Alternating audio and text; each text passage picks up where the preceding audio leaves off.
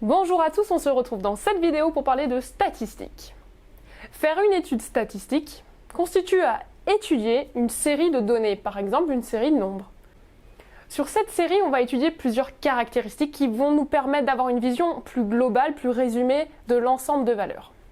On étudiera des caractéristiques de position, la moyenne et la médiane, et on étudiera ce qu'on appelle une caractéristique de dispersion, l'étendue.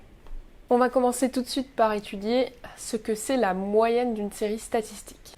Si on prend l'exemple de cette série statistique, c'est une série qui est composée de 8 valeurs. Ici, on pourrait très bien se dire que ce sont les notes d'un élève au premier trimestre.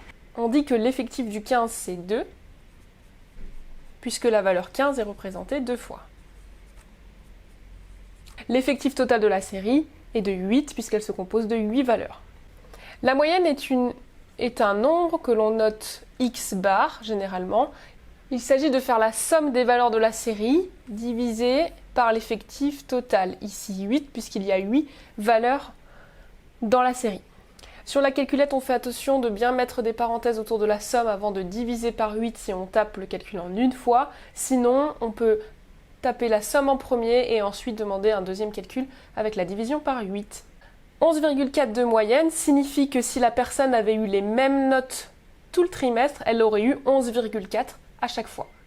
Donc la moyenne signifie que si toutes les valeurs devaient être égales entre elles, elles seraient égales à cette moyenne. Le total ne serait pas changé si on mettait 11,4 8 fois. La somme de ces points resterait la même. On a vu dans ce premier exemple un exemple de calcul de moyenne simple. On va voir maintenant dans un deuxième exemple ce qu'on va appeler une moyenne pondérée. On parle de moyenne pondérée lorsqu'on affecte des coefficients ou des poids aux valeurs de la série. Par exemple ici, le 5 compte une fois. Coefficient 1, ça veut dire que le 5 compte une fois. Le 8 est coefficienté 4, ce qui voudrait dire que le 8 compte 4 fois. Le 11 comptera 2 fois et le 15 4 fois. Le poids d'une valeur, par exemple le poids de 2 pour la valeur 11, signifie que le 11 compte 2 fois dans la liste. Si je devais écrire la série, j'aurais écrit le 5 une fois, le 8 4 fois, 8, 8, 8, 8, le 11 2 fois, 11, 11, et le 15, je l'aurais écrit 4 fois, 15, 15, 15 et 15. Pour la moyenne, c'est la même chose, je multiplie chaque valeur avec son poids. J'additionne le total. 5 fois 1, plus 8 fois 4, plus 11 fois 2, plus 15 fois 4. Et je divise par mon effectif total. Ici, le 5 compte une fois, le 8 4 fois, 2 fois pour le 11, 4 fois pour le 15. En tout, j'ai 1 plus 4 plus 2 plus 4 valeurs dans ma série. Ce qui fait 11 valeurs. Si je devais les écrire en liste, j'en aurais écrit 11. Je trouve une moyenne d'environ 10,8. Une moyenne pondérée, c'est quand il y a un tableau où chaque note a un poids. Ça peut être des coefficients, ça peut aussi être des effectifs. Passons maintenant à une deuxième caractéristique de position, ce qui nous permet aussi d'avoir un autre résumé de la série statistique, c'est ce qu'on va appeler la médiane.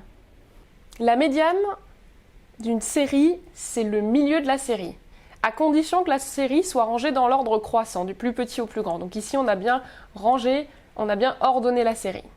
La médiane, c'est le milieu. Ici, j'ai 1, 2, 3, 4, 5, 6, 7, 8 valeurs. 8 divisé par 2 égale 4.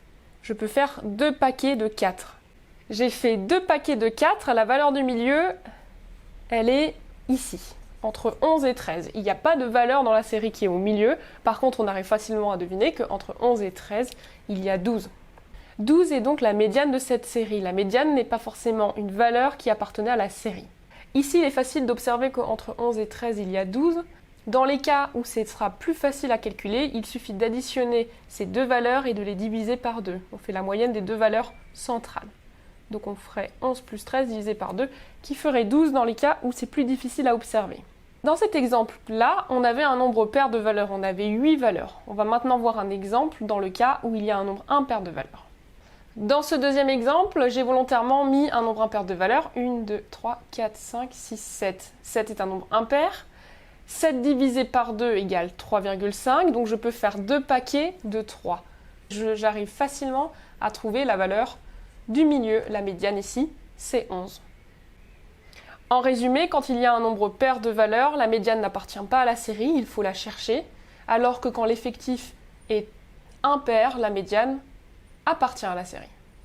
Pour étudier la médiane, il faudra absolument que la série de nombres soit ordonnée, c'est-à-dire rangée du plus petit au plus grand. La médiane, rappelle-toi, c'est le milieu d'une série. Ce qui signifie qu'au moins 50% des valeurs de la série sont inférieures ou égales à cette médiane et qu'au moins la moitié, 50%, est supérieure ou égale à cette médiane. On passe maintenant à la caractéristique de dispersion qu'on étudie en troisième et qu'on appellera l'étendue.